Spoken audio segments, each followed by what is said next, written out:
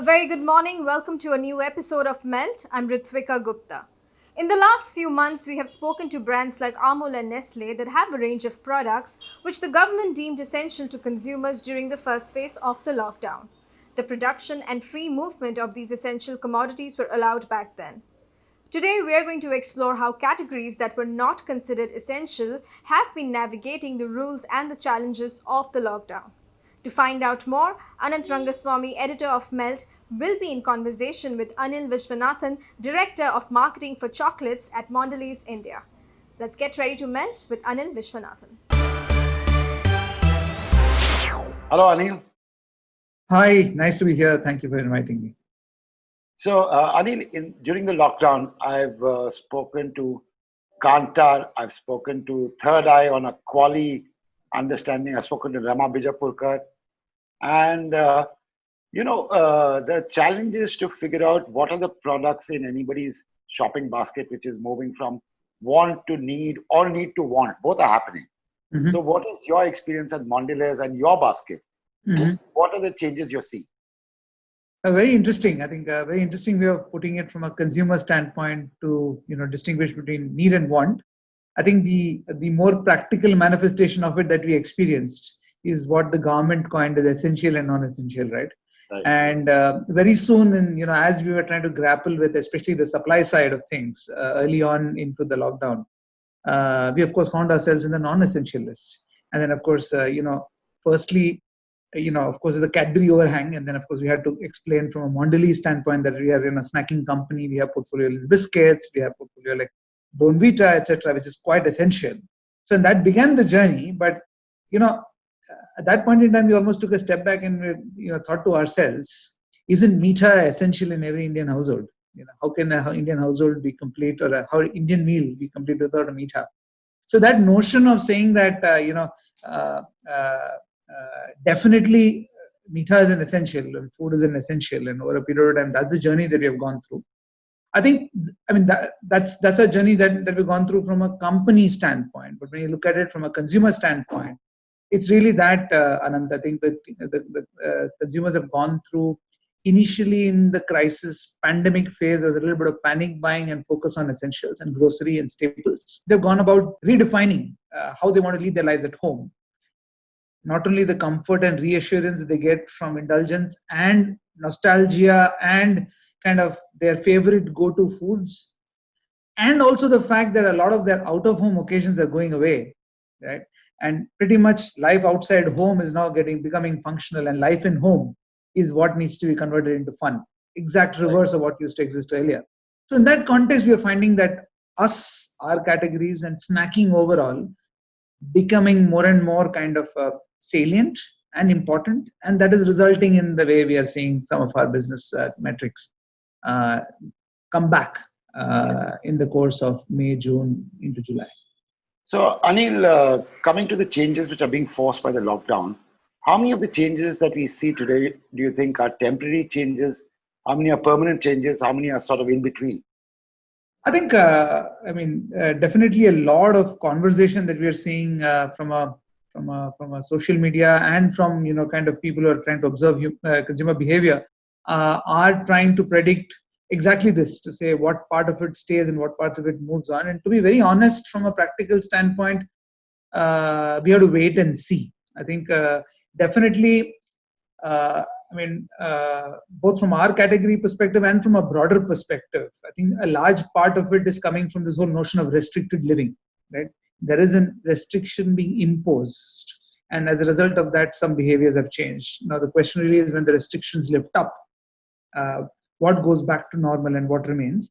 I think the elements that are linked to the pandemic, and hence those areas around health and hygiene, and the areas around safety, I think largely it seems to be also kind of giving all of us in some form a wake up call to reflect on our lifestyles and the way we've led our lives, etc. And there does seem like the overhang is likely to continue over a longer period of time. And who knows, the new normal might be higher than what was earlier, especially notions of health, notions around immunity, etc., could likely to remain salient for a longer period of time. But on the other side, which is linked to more life inside home and the restrictions thereof, I think it's a bit more imposed. And I think the moment they come out, I think especially in the notion of us being connected individuals and us living in a larger society, this whole element where we feel we've been constrained, I think we will go back to our unconstrained past. I think as we go back to an unconstrained path, there are a few learnings that we'll pick up from this phase. Definitely, the role of community has gone up. I think one of the things that we track from a brand perspective, and especially from a brand like, say, Cadbury Dairy Milk, which is all about driving connections and celebrating connections. The notion of us, individual pursuits versus focusing on the collective, we always see this interplay that keeps happening. And if the pre-COVID era linked to economic liberalization and economic growth is all about self-pursuit or individual pursuits, we have seen in this pandemic period people take a step back and understand the importance of the community and how different communities, whether it is in the context of the building that you stay in or your immediate friends and family, etc. Suddenly, the importance of that has come up, and maybe in the future that is likely to remain, and rituals thereof are likely to remain. I think the interesting thing also that we are seeing is what are those activities which then convert into rituals and then convert into habits. I think those are likely to remain, and then those that are linked to restrictions are likely to go away. Right. So, Anil, one of the things that is apparent is all you FMCG marketers are kind of recalibrating your marketing channels. I can see stuff in, say, chemists, which I've never seen before. I can see stuff on e-commerce, which I've not seen before. So tell me, how are you recalibrating these channel strategies and what are you doing about them? Firstly, one is the element of disruption that we experienced because of the lockdowns through March and April.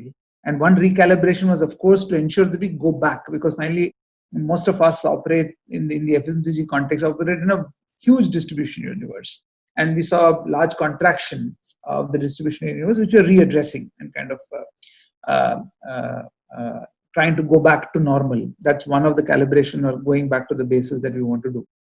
I think the way we kind of organize the market and study the market by channels, etc., and typically we break it down and then convert it into channel strategies, traditional trade, modern trade. Within traditional trade, you say grocers and chemists and all of that, and give very clear specific roles and activations. What we're seeing in the time of the new normal of the last 3 months is some of those definitions have changed. I think what's really has played up is where is a consumer or a shopper feeling safe to go and pick up his stuff, and safety and kind of this whole thing around social distancing and contactless driving some of the points, and then really whether you're in a contact containment zone or not. I mean, that's what has kind of driven the role. So we've seen, for example, chemists explode, right? And that you would have heard many others would have come and told. Broadly, we do see some amount of recalibration between modern trade and traditional trade. Modern trade, a lot of modern trade supermarkets that are positioned in malls, unfortunately closed and still remaining closed in large parts of the country, and many others heavily constrained because of footfalls and social distancing norms, etc. As a result of that, there is definitely the re-emergence of the neighborhood kirana and his responsiveness, and the fact that he's closest to you and he's able to respond to you. And especially in the large metros, where they're also much more jugadu, and their ability to be agile and respond is much higher, both in terms of the kind of assortment that they have and the speed with which they respond to consumer needs. I think there is definitely a lot of conversation about the re-emergence of the kirana. So to that extent, those are some of the calibrations that we're seeing change, Anand. Now, in the fullness of time, I think definitely everybody will try to go back to equilibrium in some manner, because each of the channels have their own strengths, the unique strengths and weaknesses, and they will, in the fullness of time, try and leverage that. And we are in it not to play up one versus the other, but really, leverage the strengths of each of them and kind of drive long-term partnerships. But currently, we do see a lot of intermingling between shoppers and shopper missions and hence roles. So chemist is today selling chips, which typically we go to a chemist store, or chocolate, and typically you go to a chemist store, you'd say, we stock only medicines, right? So today people are pivoting and trying to make the most of the situation in that sense. What about e-commerce? Because I've been chased by ads for Rakhi for the last maybe 10 days. Yeah. So, yeah, it's been hitting everywhere. So what are you trying there? Yeah, I think, coming back to e-commerce, sorry, and I missed that. I was largely focusing on the offline part of my conversation. Of course, the other element is online. And I think, again, two trends there. One trend is really about supply disruption, and people unable to go or unwilling to go out, and hence wanting to replenish using an alternate channel, where then e-commerce is emerging as an alternate channel. And then, of course, the fact that a lot of people are going in for the first time and lots of people coming in as new users into those platforms. Many of them, if they end up being comfortable, then experience that platform, and then kind of become adopters of that platform. So both are happening. The supply disruption driven business is short term, and it's likely to taper down, but the new users are coming and getting used to, especially those who buy grocery. Typically grocery and food is relatively under indexed compared to many of the other categories. We do see that that is likely to pick up and become more relevant. I think the other interesting thing is, for a company like ours, which is focusing in the area of impulse and out of home impulse, a large part of our business was out of home impulse. So a person walks into a store with an intent to buy something else, sees chocolate and buys it. Yeah. And then picks it up and eats it, etc. Both shopping impulse and consumption impulse, right? Both impulses. So that's where e-commerce again plays a role. I'm at home now, I'm working from home. So typically the walk down to the neighborhood store for a smoke break or a snack break doesn't happen. So now the onus is on the brand to come and trigger an impulse. And triggering an impulse again is very, very amenable to do in a platform like e-commerce. And that's what we're trying to do. Specifically in the area of gifting, even pre-COVID, we were seeing a big thrust of e-commerce. Within e-commerce, both in terms of platforms and marketplaces and e-grocers, but also our own direct-to-consumer. So CadburyGifting.in is an area that we've been investing ahead of the curve because we think that there's a lot of potential there. And we are seeing a lot of positive response now, where actually brothers are wanting to give to their siblings, don't want to step out of buying in from the direct-to-consumer kind of DTC websites. So Anil, for Cadbury, for Mondelez, POP and POS has been very important, and over decades, and that requires production and that requires a lot of analog activity to happen. So how are you dealing with those challenges? Because every time you launch a new campaign, normally it comes with a barrage of POP, POS. Absolutely. Very well said. I think definitely one is we are re-exploring how our shopper mission is going to change. Many places we are seeing shoppers are not being able to go into the store. So visibility in store is getting questioned. When the shopper is queuing up outside, he's likely to spend some time queuing up outside. How do they interact with the brands and messages when they're out of the store is one of the questions in our minds, and how do we solve for that? And then, of course, the larger pivot is again to imagine instead of going out on a drive on a expressway and seeing a hoarding, an equivalent digital drive on your social platform, and you bump into a digital signboard. So almost thinking of the time spent on digital and trying to build visibility in an unduplicated way and yet kind of immersive way. I think that's really the challenge that we are trying to grapple with. A lot of kind of brand experience and experiencing some of these new messages is likely to move to digital. Because the good thing is in the last couple of years, the scale up that we are seeing on digital in terms of pure users and time spent and across the different kind of tiers of the country, we are kind of assured of scale. Now the question is, how do we do it to ensure that the impact remains the way we see that of a hoarding or a POS? Having said that, for example, again on Rakhi, I think we've tried to make the most of the situation, worked with our kind of ecosystem partners, and we've actually had fabricated devices of Rakhi units delivered to store. So that is still happening, but just its role is definitely diminished because not so many people are out there. So hence, how do I do that and bring that in home is really the question that we're asking ourselves. Right. So now I come to a part that I love is the amount of communication you've created in the last 4 months. You have created new films, and it comes with a whole set of new challenges. For example, from your interaction with your communication partners, your creative agencies, to the PPMs, to shooting itself. So tell us a little bit about how you start the process, how you approve, and how you see the end of the process. Yeah, I mean, bizarre, right? 20 years in the business, I haven't ever had an experience of launching a pack without seeing the physical mock-up in my hand. And you had to do that on some of the new products that we have launched, like the new Rakhi packs. we had to do an online approval. I mean, we typically talk, when we say online approval, actually the brand team or the marketing team going to the factory and approving it there as the production is starting up.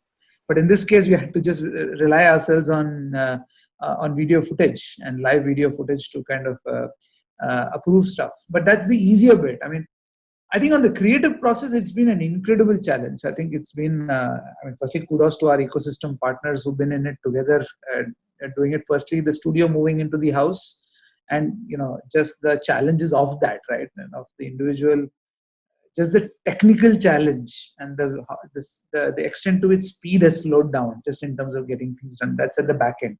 Then in the front end, really, from briefing to ideation to the approval process, everything, of course, has been online. It's taken us significantly more amount of time. Right. Maybe 2x or 3x more amount of time. I think it has, of course, meant that all of us had to adapt to it. I think video calls have helped. We have all become Zoom and Microsoft Teams experts now. But it's really through that.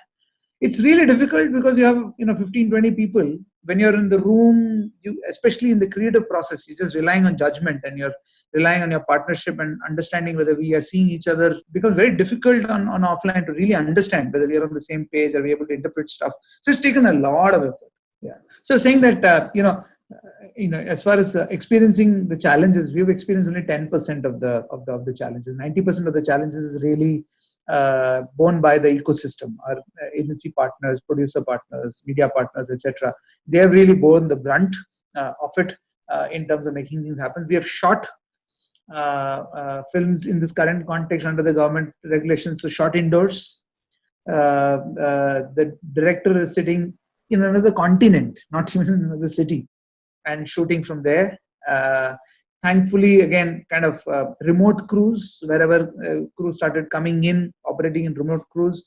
To some extent, shot in the south of the country, then now coming back into Mumbai when regulations have opened up. But really flexing as much as possible, relying on our instincts. I think that's where, Anant, you've been in the industry long enough, and you've seen, you've spoken to so many people.